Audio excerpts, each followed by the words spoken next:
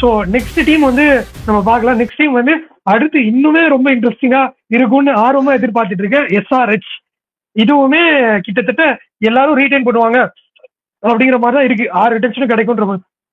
So நம்ம next டீமுக்கு போகலாம். SRH டீம்ல ஃபர்ஸ்ட் செக்மெண்ட் கோர் இருக்கா இல்லையா? கஷ்டப்பட்டு போன வருஷம் தான் ஒரு கோரை உருவாக்கியிருக்காங்க நான் நம்புறேன். பிரபு நீங்களே ஸ்டார்ட் பண்ணுங்க. அதான் ப்ரோ, ஆக்சுவலா ஒரு செம கோர் வந்துட்டு போன ஒரு ஆக்ஷன்ல வந்துட்டு கரெக்டா காவியா மாறன் வந்துட்டு பிளேயர்ஸ் எல்லாம் பிக் பண்ணி கரெக்டா கோர் வச்சிருக்காங்க. என்ன கேட்டா இந்த டீம் 6 ரிட்டன்ஷன் ஸ்ட்ரெயிட்டாவே பண்ணிட்டு சும்மா அங்கங்க அந்த பில்லர்ஸை மட்டும் ஃபில் பண்ணிக்க ஆக்ஷன்ல போய் இறங்கினாங்கன்னா எனக்கு தெரிஞ்சு சாலிடா வந்துட்டு இன்னொரு சீசன் அவங்க ஃபைனல்ஸ் கூட வரலாம். ஏன்னா அவங்க வச்சிருந்த பிளேயர்ஸ் அப்படி லாஸ்ட் டைம் வந்துட்டு ஆக்சுவலா லைக் மத்த டீம்ஸ் எல்லாம் பாத்தீங்கன்னா ஒரு 6 ஆப்ஷனுக்கு கரெக்டா மேட்ச் வின் பண்ணி கொடுத்த 6 பேர் கூட இருக்காங்க. கரெக்டா ஆமா கரெக்டா இருக்காங்க. ஸ்ட்ரெயிட்டாவே எல்லாத்துக்கும். அதுவும் அவங்க அந்த பிரைஸ் எல்லாம் டிசர்வ்டான்னு கேட்டா அவங்க எல்லாம் கண்டிப்பா டிசர்வ்டு. அவங்க எல்லாம் திரும்ப ஆக்ஷன்ல வந்தா அந்த பிரைஸுக்கு அதை விட அதிக பிரைஸ் போனாலும் ஒரு ஹெட் மாதிரி பிளேயர் ஒரு ஹெட் எல்லாம் இன்னும் பெர்ஃபார்ம் பண்ணிட்டு இருக்காரு. ஹெட் எல்லாம் இப்ப நடந்த இங்கிலாந்து ஆஸ்திரேலியா சீரீஸ்ல கூட அவரோட இம்பாக்ட் கிளாஸ்ன்னு கேட்கவே வேணாம். மாடர்ன் டே T20 பீஸ்ட்னு அவருக்கு பேர் வச்சிட்டாங்க. மாடர்ன் டே T20 பீஸ்ட் அவரு. அதனால லைக் கண்டிப்பா எனக்கு தெரிஞ்சு ஸ்ட்ரெயிட்டாவே இருக்கு கோர் 75 கோடிலாம் கவலைப்படாதீங்க. வழக்கமா வந்துட்டு பர்ஸ் அதிகமா வச்சுக்கிட்டு ஆக்ஷன்ல வருவீங்க. இந்த வாட்டி கம்மியா வச்சுட்டு போங்க. ஒரு மாற்றமா நீங்க கப்பு கூட அடிக்கலாம் இந்த வருஷம். சோ பேசுறதுக்கு எதுவும் இல்லைங்கிறதால நெக்ஸ்ட் இதுக்கே போயிடலாமா? கோர் இருக்குன்னு நீங்களும் அப்ரூவ் பண்ணிட்டீங்கன்னா நெக்ஸ்ட் செக்ஷன் போயிடலாம். ரோஹித் கோர் இருக்குல்ல? 100% இருக்கு ப்ரோ. போன சீசன் அவங்க ஒரு பிளான் பண்ணி செதுக்குனாங்க ஒரு கோர். என்ன ஃபாரினர்ஸா இருக்கு, பட் யூ நெவர் நோ, பக்காவா இருக்கு. அண்ட் எப்படி நம்ம தோனிக்காக வந்து நிறைய ரூல் மாறி இருக்கின்றோமோ SRH எல்லாம் டிமாண்ட் பண்ணி தான் இந்த ஃபாரின் பிளேயர்ஸ் ரிட்டன்ஷனுக்கும் ஒரு இது கிடைச்சிருக்கு. அவங்களுக்கும் ஒரு ஒலி விலக்கு மாதிரி வந்திருக்கு இந்த ரூலு. அது சோ அதனால கோர் இருக்கா இல்லையா? இருக்கு. ஆனா இல்ல செக்மெண்ட்ல கண்டிப்பா SRH கோர் இருக்குன்னா 3 பேரும் சேர்ந்து கன்வின்சிங்கா இது பண்ணிருக்கோம், அக்செப்ட் பண்ணிருக்கோம். நெக்ஸ்ட் செக்மெண்ட் செகண்ட் செக்மெண்ட்டுக்கு போறோம். போகாதே என்னை விட்டு போகாதே அப்படிங்கிற செஷன்ல யார் யாரெல்லாம் இருக்காங்கன்னு பாத்தீங்கன்னா கிட்டத்தட்ட ஒரு 6 பேர் இருக்காங்க. 5 பேர் சாலிடா தெரியுறாங்க. என் கண்டுக்கு நானே ஸ்டார்ட் பண்ணிடுறேன். Cummins and Head 18 crore slab, Klaasen and Abhishek Sharma 14 crore slab, Nattu 11 crore slab. 5 பேர் வந்து solid retention, no going to auction, போகாதேன்னு வச்சுப்பாங்க. ஒரு அன்கேப்டு பிளேயரா அவங்க பண்ணணும்னா ஒன்னு நிதிஷ் ரெட்டி. சப்போஸ் வந்து இந்த அக்டோபருக்குள்ள ஒரு டெபியூ இல்லைன்னா ஒரு அன்கேப்டு சாலிடா இருக்க போறாரு. ஏன்னா அப்துல் சமாதை ரீடைன் பண்ணுவாங்க. ஏன்னா ஆல்ரெடி 6 years ஆடி இருக்காரு. போன வாட்டி ரீடைன்டு பிளேயர்ல ஒருத்தர் அவரு உம்ரான் மாலிக்கும் அப்துல் சமாதும். அப்துல் சமாதை வச்சுப்பாங்க 4 கோடி பரவாயில்லன்னு சொல்லிட்டு. ஏன்னா போன வாட்டியே 4 கோடி தான் ரீடைன் பண்ணாங்க நினைக்கிறேன், இல்ல 3 கோடியான்னு தெரியல. லாஸ்ட்ல சோ ஆப்வியஸ்லி வந்து இந்த 6 பேர் தான் இருக்க போறாங்கன்னு நான் நினைக்கிறேன். மேபி நிதிஷ் ரெட்டி வந்து கேப்டன்ற ரேஷியோக்கு போயிட்டா ஒரு RTM கார்டு எடுத்துட்டு போயிட்டு திருப்பி நிதிஷ் ரெட்டியை ஒரு 7 கோடிக்கு போனாலும் ரீடைன் பண்ணுவாங்க, RTM பண்ணுவாங்க. ரோஹித் நீங்க சொல்லுங்க. அதான் ப்ரோ, முக்காசி கேப்ல வந்து எந்த விதமான சேஞ்சஸுமே இல்ல. Pat Cummins, Travis Head 18 crore slab, உங்களுக்கு 14 crore ஸ்லாப்ல Abhishek Sharma, Henry Klaasen and definitely வந்து நட்ராஜன் அந்த ஃபிஃப்த் ரிட்டன்ஷன். அண்ட் மூவிங் ஆகி எனக்கு என்ன ஒண்ணு தோணுச்சுன்னா, அந்த 6th ஆப்ஷன் வந்து இப்ப நிதிஷ் ரெட்டி கேப் டைட்டாரு, அதாவது கேப் அன்கேப்டா இருக்காரு option முன்னாடினா 100% he is going to be retained as an uncapped player. Suppose அவர் ஆவலன்னா மேபி புவனேஸ்வர் குமார் யோசிப்பாங்களா ஒரு RTM உள்ள எடுத்துட்டு போய் அப்படிங்கிறது வந்து எனக்கு ஒரு சின்ன தாட்டா இருக்கு. ஏன்னா இன்னைக்குமே இந்த second half of the season, அதாவது வந்து பாத்தீங்கன்னா T20 world cup squad announce பண்ணதுக்கு அப்புறம் தேவையில்ல. ஒரே நிமிஷம், சாரி ரோஹித், அவருக்கு RTM தேவையில்ல. போன வாட்டி அவர் RTMல வரல. அவர் 2.5 கோடியும் நம்ம தான் பண்ணாங்க, அப்படியே வாங்கிட்டாங்க. அதே மாதிரி வாங்கிக்கலாம்ல. இப்பயும் ஒரு 2 கோடி 3 கோடிக்கு போனா அப்படியே வாங்கிப்பாங்க. யாரும் ஒரு இன்ட்ரெஸ்ட் காட்டல. நானே வந்து CSK வந்து அவருக்கு இன்ட்ரெஸ்ட் காட்டுன்னு நினைச்சேன், ஆனா காட்டல. ஆச்சரியமா தான் இருந்துச்சு லாஸ்ட் வாட்டியே.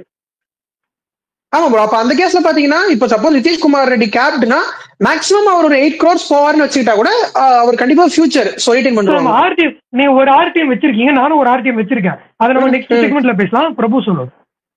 எனக்கு தெரிஞ்சு SRH தான் வந்துட்டு என்ன சொல்றது, நான் தலையை போட்டு பிச்சுக்காம யார் எடுப்பாங்க பண்ணுவாங்கலாம் யோசிக்காம ஸ்ட்ரைட்டாவே அந்த ஸ்குவாடை பார்த்தா இந்த 5 பேரை தூக்கி அப்படியே போட்டுருங்கிற மாதிரி இருந்தது. அதே 5 பேர் தான். 18 ஸ்லாப்ல வந்துட்டு ஹெட் கமின்ஸ், 14 ஸ்லாப்ல வந்துட்டு அபிஷேக் சர்மா, கிளசனு, 11 crore நட்டை தூக்கி போடுங்க. உங்களுக்கு எல்லா டிபார்ட்மெண்ட்டும் முடிஞ்சிருச்சு. பேஸ் அட்டாக்கை வந்துட்டு நல்லா லீட் பண்றதுக்கு கமின்ஸ், லெஃப்ட் ஹேண்ட் இவருக்கு இவ்வளவு கொடுக்குறமே யோசிக்கிற அளவுக்கு கூட இல்ல. நமக்கு இன்னும் 4 கோடி எக்ஸ்ட்ராவே போயிருப்போம், ரீடைன் பண்ணிட்டாங்களா இருக்க மாதிரி இருக்கு. என்ன பேட் கமின்ஸ போன வாட்டி 20ல வாங்குனீங்க, இந்த வாட்டி உங்களுக்கு 18ல இப்ப கிடைக்க போறாரு அப்படிங்கிறப்பெல்லாம் உங்களுக்கு செம லக்கு. அண்ட் எனக்கு தெரிஞ்சு ஆக்சுவலா அந்த ஒரே ஒரு ஆர்டிஎம் தான் இருக்கு. அந்த ஆர்டிஎம் வந்துட்டு அவங்க நிறைய பேருக்கு யூஸ் பண்ணலாம். பட் ஆனா நிதிஷ்குமார் ரெட்டி வந்துட்டு அன்கேப்டா போயிட்டாருன்னா ஸ்ட்ரைட்டாவே நிதிஷ்குமார் ரெட்டி அன்கேப்டு லிஸ்ட்ல 4 கோடிக்கு ரீடைன் பண்ணிட்டு போயிருவாங்க.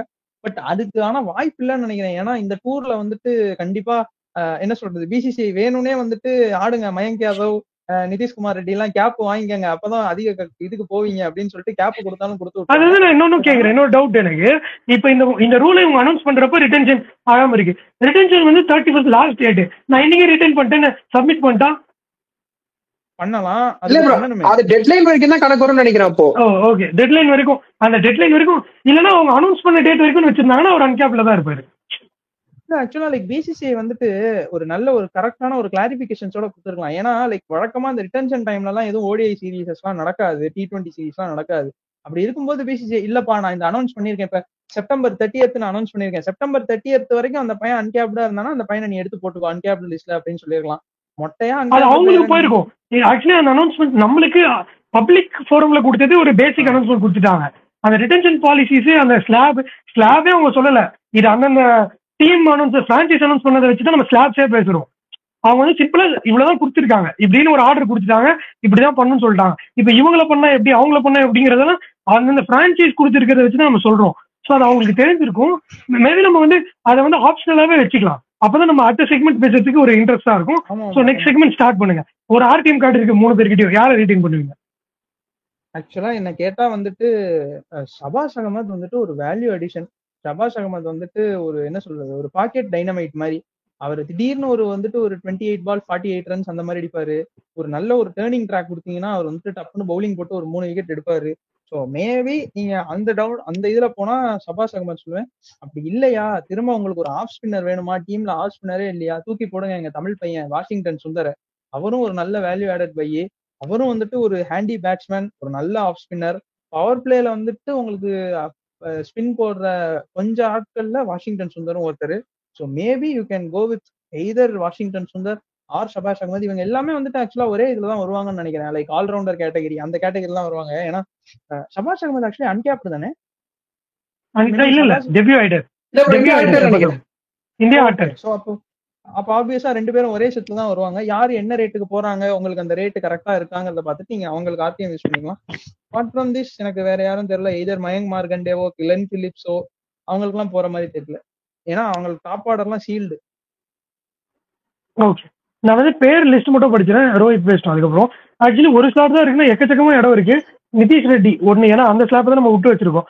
Washington Sundar, Markram, Marco Jansen, Glenn Phillips, Shahbaz Ahmed, Fazalhaq Farooqi, ராகுல் திரிபாத், இவ்வளவு பேர் ஓரளவுக்கு இம்பாக்ட் கொடுத்துருக்க பிளேயர்ஸ் இருக்காங்க. மார்க்ரம் வந்து அவருக்கு கேப் டவுன் இதுல ஆடுறாருல, அவர் இங்க எங்கேயாவது ஆர்டர் ரீடைன் பண்ண வாய்ப்பு இருக்கா ஆர்டிஎம்ல? ஒரு 4 கோடிக்கு கிடைக்கிறாரு, 3 கோடிக்கு கிடைக்கிறாருன்னா ஆக்ஷன்ல போய் திரும்ப எடுத்துப்பாங்கன்னு நினைக்கிறேன். மார்க்ரம்க்கு வெளியில போட்டி இருக்குமான்னு கேட்டா கொஸ்டின் மார்க் தான். ஸோ மேபி அவங்க போயிட்டு இது பண்ணி எடுத்துப்பாங்க அப்படின்னு நினைக்கிறேன்.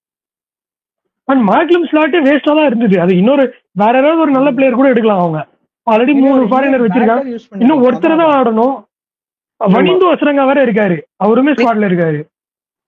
பட் ஆனா அவரும் இன்ஜுரி ப்ரோன் தான் ஆக்சுவலா. ஆமா ப்ரோ, 11 crore கொடுத்து அவங்க எடுப்பாங்களா அப்படின்னு கேட்டா சந்தேகம் தான். ஏன்னா நீங்க ஆர்டிஎம் சொல்றீங்க. ஓகே ஆர்டிஎம்னா 4 கோடி 3 கோடி கிடைச்சாங்கன்னா பாசிபிலிட்டி இருக்கு. பட் ஆனா நீங்க அப்படி யோசிக்கிறீங்க. என்ன பொறுத்த வரைக்கும் நான் எப்படி சொல்லுவேன்னா, உங்களுக்கு ஃபாரின் ஸ்பின்னரை விட, நீங்க ஃபாரின் எக்ஸ்பிளர் யோசிக்கிறத விட, நீங்க வந்து ஒரு இந்தியன் பொட்டன்ஷியல் குரூம் பண்ண வேண்டிய ஆல்ரவுண்டர். நீங்க உம்ரான் மாலிக் வச்சே அந்த தப்பை பண்ணிருக்கீங்க. இருந்த ஒரு ரிசோர்ஸ் ஒரு 100% உங்களால கொண்டு வர முடியல. சோ நீங்க அதே தப்ப ஒரு ப்ராப்பரான லீடர்ஷிப் உங்களுக்கு இருக்கு. இப்போ ஒரு லீடர்ஷிப் குரூப் ப்ராப்பரா இருக்கு. பேட் கமின்ஸ் மாதிரி இருக்காரு வேர்ல்ட் கப் நீங்க கேப்டன்றப்போ, நீங்க நிதிஷ்குமார் ரெட்டியை உள்ள கொண்டு வாங்க. கொண்டு வந்துட்டீங்கன்னா உங்களுக்கு இந்தியாவில ஃபாஸ்ட் பவுலிங் ஆல்ரவுண்டர் சரியா கிடையாது. இவர் கண்டிப்பா batting allrounder. He can bowl definitely good amount of medium pace அப்படின்றப்போ வை நாட் இல்லாத ஒரு கமாடிட்டி எடுத்துக்கோங்க, அவ்வளவுதான். யாரு சொல்றீங்க? நிதிஷ்குமார் ரெட்டி சொல்றேன். நிதிஷ்குமார் ரெட்டி. ஓகே, நானுமே 99% நிதிஷ்குமார் ரெட்டி தான். எவ்வளவு பிரைஸ்க்கு போனாலும் எடுப்பாங்கன்னு நினைக்கிறேன். அட் மேட்ச் ஒரு 8 crores போவாரா, 8 crores போனாலும் எடுத்துப்பாங்க, பரவாயில்லங்கிற மாதிரி. ஒரு 4 கோடி எக்ஸ்ட்ரா போறாரு, ஓகே, கேப்ட் ஆயிட்டதால வேற வழி இல்லைன்னு. ஸோ அந்த ஆர்டிஎம் கார்டை வச்சு நிதிஷ்குமாருக்கு தான் யூஸ் பண்ணுவாங்க. சப்போஸ் கேப்டு லிஸ்ட் ஆயிட்டாருன்னா அப்படி இல்லைங்கிற பட்சத்துல திருப்பியும் இவங்களை யாருக்காவது எவ்வளவு போனாலும் ஓகே அப்படின்ற ஆப்ஷன்ல ஒரு சில பிளேயர்ஸ் வந்து எவ்வளவு பிரைஸ் போனாலும் போய் பிட் பண்ணி வாங்குறதுக்கு வாய்ப்புகள் இருக்கு. அப்படி ஒருத்தர ஷபாஸ் அகமதை பார்க்க முடியுது. மணிந்து வாஷிங்டன் வந்துட்டு லாஸ்ட் மினி ஆக்ஷன்லயே பேஸ் பிரைஸ்ல எடுத்தாங்கன்னு நினைக்கிறேன். அவருக்கு வந்து ஆமா ப்ரோ, ஒரே பிட் தான் 1.5 crores ஒரே பிட். சோ அதனால மெகா ஆக்ஷன்ங்கறனால கண்டிப்பா அவரெல்லாம் சைஸா அப்படியே இதுல லைக் மெகா ஆக்ஷன்ல தான் 9.5 கோடிக்கு இழுத்துட்டு போய் விட்டாங்க ஆர்சிபி. இல்ல அது 11 கோடி இல்ல 11 கோடி. ஆமா ஆமா 9 பாயிண்ட் சம்திங் சொல்லிட்டு இருக்கும்போது ஆக்ஷனரே அசந்து போய் மணிந்து வசரங்காக்கு இவ்வளவு ரேட்டான்னு கீழே விழுந்துட்டாரு பாவம். ஓகே, வித் தட் நோட் வேற எதுவுமே இப்ப ஈஸியஸ்ட் டீம் நிறைய டிபேட் பண்றதுக்கோ இது பண்றதுக்கோ எல்லாரும் கன்வின்ஸ் ஆகிடும். 6 பேர் சாலிடா இருக்காங்க. Cummins head, Klaasen, Abhishek Sharma, நட்டு, நிதிஷ் ரெட்டி, இன்னும் ஒரு 5 பேர் அங்கங்க புடிச்சு ஆக்ஷன்ல எடுத்து ஆட வச்சாலே போதும். ஆர்டிஎம்ஏ இல்லாம போங்க, எல்லாத்துக்கும் சும்மா கார்டை மட்டும் தூக்கி காட்டிக்கிட்டு எல்லாரையும் ஏற்றி விடுங்க. ஆர்டிஎம் கார்டும் இல்ல, அவங்கள பார்த்து ஒரு பயம் வேற இருக்கும், இவன் தலையிலே கட்டிடலாம் அப்படின்னு யோசிக்கவும் முடியாது. ஸோ யோசிச்சு இப்ப நம்ம இவங்க பண்றப்ப யாராவது பிட்டு போட்டா கூட இவங்க வேணாம்னு சொல்லிட்டு ஆர்டிஎம் எடுத்துக்கோங்க நீங்களே அப்படின்னு சொல்லிட்டு விட்டு போயிடலாம். சோ எந்த தொல்லையும் இல்ல, எஸ்ஆர்ஹெச்க்கு ஜாலியா வருவாங்க. ஃபாரினர்ஸ் அவங்க டென்ஷன் ஆக வேண்டிய அவசியம் இல்லை. ஏன்னா இப்ப இவங்க சம்பந்தமே இல்லாம புல் அவுட் பண்ணாலும் இவங்க இப்ப இந்த புது ரூல்னால இவங்க தான் பேன் ஆவாங்க. சோ புல் அவுட் பண்றதுக்கான ஆப்பர்ச்சுனிட்டி ரொம்ப கம்மி. சோ அந்த பிளேயர்ஸ் தான் இன்ஜூர் ஆகி இதானதான் தவிர்த்து மிச்சபடி 14 மேட்சும் 3 பேர் ஆடதான் போறாங்க. ஒரே ஒரு ஃபாரின் ஆப்ஷன் வெளியே இருந்து தேடினா போதும் அவங்க. அது மாதிரி ஃபர்ஸ்ட் ஃபருக்கே ஒரு நல்ல பிரைஸ்க்கு கிடைச்சா திருப்பி எடுத்துப்பாங்க, ஒரு 6 கோடியில கிடைச்சா கூட. ப்ரோ கிளென் பிலிப்ஸ் கூட நல்ல இது ஆக்சுவலா அவங்க சரி யூஸ் பண்ணல லாஸ்ட் டைம். ஆமா, ஆனா அந்த கீப்பர் ஸ்லாட்டுமே வந்து ஃபில் ஆயிருக்கு. எனக்கு அது ஒரு பெரிய பாசிட்டிவா நான் பாக்குறேன். அவங்க கீப்பருக்காக தேட தேவையில்ல ஆக்ஷன்ல போய்.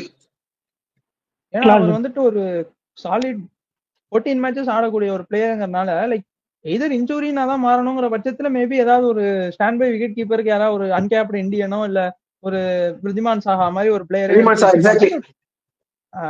சீல்டு எனக்கு தெரிஞ்சு எஸ்ஆர்ஹெச் ஆர்ஆர் அடுத்த வருஷம் வந்துட்டு நல்லா பண்ணுவாங்க அப்படின்னு தோணுது. ஏன்னா அந்த கோர் நல்லா இருக்கு அவங்களுக்கு. அவங்க அந்த 49 கோடி 41 கோடியை பத்தி எல்லாம் கவலைப்பட தேவையில்ல. அந்த 40 கோடி வச்சுக்கிட்டு அவங்க தேவையானதை பண்ற அளவுக்கு இருக்கு ஸ்டப் ஆல்ரெடி. ஸோ ஒரு நல்ல டீம் கோர் பில்ட் பண்ணிருக்காங்க. அண்ட் 6 ரிட்டன்ஷனோட தான் போறாங்கன்னு 3 பேரும் சொல்லியிருக்கோம். With that note we are finishing the today's episode of RR and SRH. நாளைக்கு வந்து ஒரு இன்ட்ரெஸ்டிங்கான டீம். ஸோ அந்த வீடியோக்கும் வெயிட் பண்ணுங்க, ஃப்ரெண்ட்ஸ் எல்லாம் ஷேர் பண்ணுங்க. இந்த வீடியோ எந்த அளவுக்கு பிடிச்சிருக்கு, இந்த டிபேட்ஸ்லாம் உங்களுக்கு இன்ட்ரெஸ்டா இருக்கான்னு சொல்லுங்க. வேற ஏதாவது நம்ம மிஸ் அவுட் பண்ணிருக்கோம்னா கமெண்ட்ல மென்ஷன் பண்ணுங்க. அண்ட் எல்லாருக்கும் ஷேர் பண்ணீங்கன்னா எங்களுக்கும் இன்னும் சப்போர்ட்டிவா இருக்கும், கான்ஃபிடன்ஸ் கொடுக்கும், எங்களை மோட்டிவேட் பண்ண மாதிரி இருக்கும். ஸோ நாளைக்கு வேற ஒரு எபிசோட்ல ஐபிஎல் ப்ராபபிள் ரிட்டன்ஷன்ஸ் வந்து உங்களை மீட் பண்றோம். அது வரைக்கும் உங்க எல்லாருக்கிட்ட இருந்தும் பாய்.